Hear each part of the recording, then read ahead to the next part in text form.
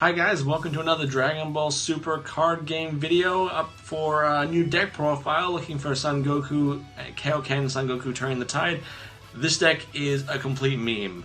I just was basically having a look at some games online and thinking, you know what, if you're going to go for the whole revive draw a bunch of stuff, let's go for the max. Let's go for as many cards as possible of each draw, and basically by working through that kind of mindset, you get this abomination of absolute pain and torture, and I just love it.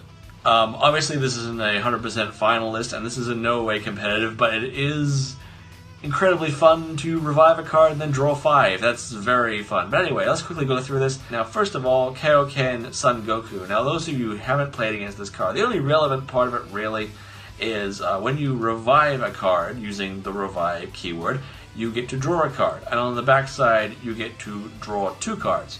The fun thing on the backside is that you get to allocate a rested dual color battle card, and they cannot attack your leader until that card, well, goes. So it gives you like a faux blocker, I suppose. Most of these can be given and taken as you like. Actually, I would actually prefer to run this deck with maybe the Android ramp engine, because you don't actually have any real reason not to run them. You're not running any 30Ks or 35Ks, and it'll give you extra blue and gray cards to use for your revives. So really, the Borgos, the Krillins, the Westkais, these cards can all be swapped out. Even the Shocking Death Balls can all be swapped out, and they're all very straightforward and basic and understandable why they're there. Senzu it's just Senzu. Why wouldn't you run it? If they play things like Krillin or Yamcha or any of those new cards that stop you from untapping on your turn, just don't untap on your turn. Use it as a defensive card. Use it for your combo cards like your Keymaster and things like that on your opponent's turn. Anyway, on to the actual cards that you want to look at. First of all, your main win cards, which are your Son Goku, Spirit of the Planet, and Son Gohan and Piccolo. I'm sorry if I'm struggling with their names. I'm looking at it off a screen and it's really tiny. But anyway, the Son Goku and Son Goku and the Piccolo, the things they have in common is, energy exhaust, of course, and the revive on both of them, so if they die once, you can bring them back. But anyway, the reason why these cards are key, the Piccolo, obviously, because when you attack, you get to discard a card out of their hand, and the Goku, when you attack during the battle part, activate battle, what the heck's wrong with my brain, you can pay a blue and a green, and he gains 10k and triple strike. So out of nowhere, if they say no negates, bam, he's a 25k triple striker out of nowhere. It's just fantastic. And the best thing about it is if they want to play the new cool thing to do, which is you attack and then they go, okay, cool, I'll rival Beerus and pop it. Well, you got revive. Bring it back, swing again if you've got enough energy up. It's a once per turn on that one card. If you bring it back, you can do it again.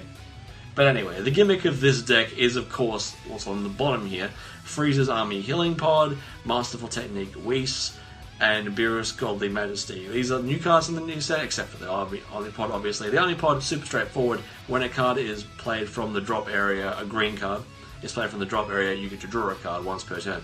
That's all we're really using it for. It's just an extra draw whenever you play a revive card.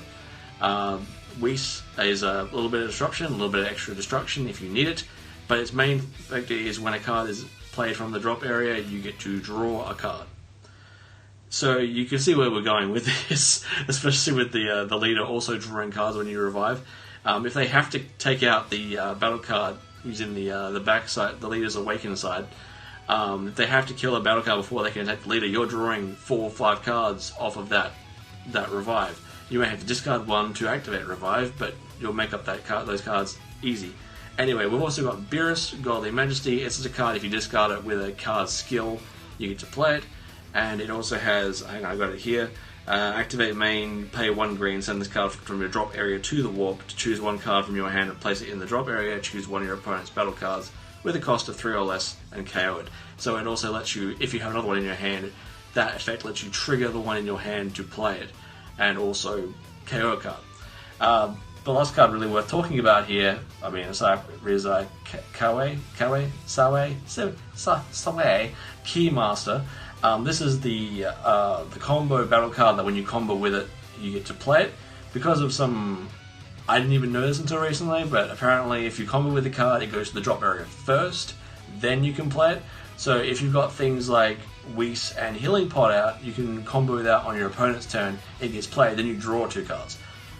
It's just an extra like little thing to go for. Before it was just kind of like you just play it and that was the end of it, but playing and drawing 2 is damn good. But anyway, that's just the basics of the deck. It's just a fun, just all-around deck. It's just about basically just playing out little guys, grinding down resources. If your opponent dares to kill any of them, you'll be drawing cards to the end of time. So it doesn't really matter. But anyway, it's just a work in progress. I'll probably add androids to it just to make it a bit more consistent, a little bit more ramp, so there's more energy to use. But anyway, that's all for now. If you guys have any ideas or have any thoughts about the deck, then please leave a comment, like, subscribe, and I'll see you all next time.